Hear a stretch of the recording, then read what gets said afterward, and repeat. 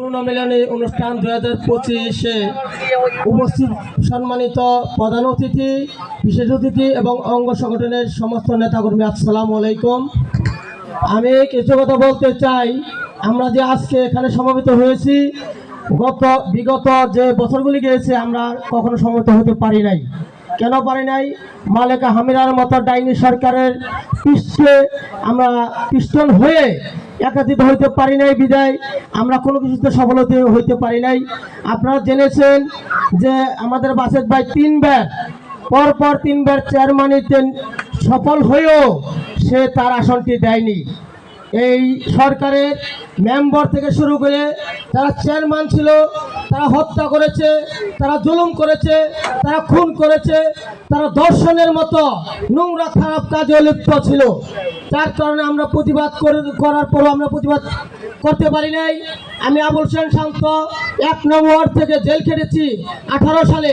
আমার সাথে ইলিয়াস শাহী ভাই ছিল, ঢাকা জেলা সভাপতি, জাকির ভাই ছিল ঢাকা জেলা সভাপতি, এবং রকিদাউন ছিল ঢাকা জেলা আশুলিয়া থানার সভাপতি। তারপর আমরা করতে পারি নাই। এখন কিছু লোক ফেস্টন এবং ফেসবুক করে তারা নেতা হয়ে যাবে। কিছু নর্দমার কি ড্রেন থেকে এখন উঠে এসে সামনে এসে তারা আমাদেরকে স্থান দিতেছে না।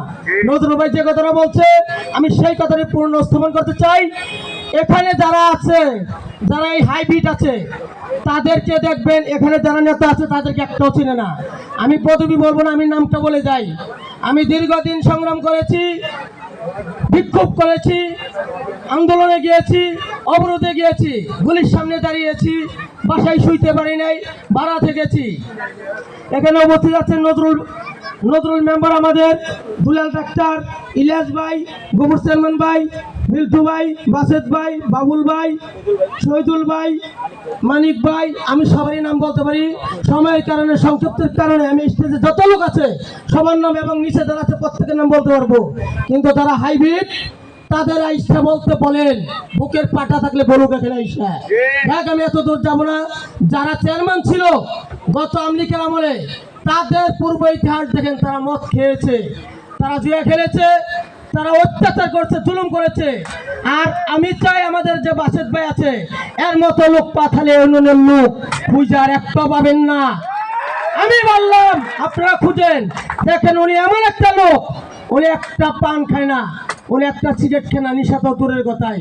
আমরা চাই আগামী দিনে আমাদের বাসেদ ভাই আমাদের এই পাথালেনের চেয়ারম্যান হিসেবে আমরা দেখতে চাই। আল্লাহ পাক ওনার উপরে সফল হোক। আমরা সফলতার চেষ্টার কারণে উনি চেয়ারম্যান হতে পারে।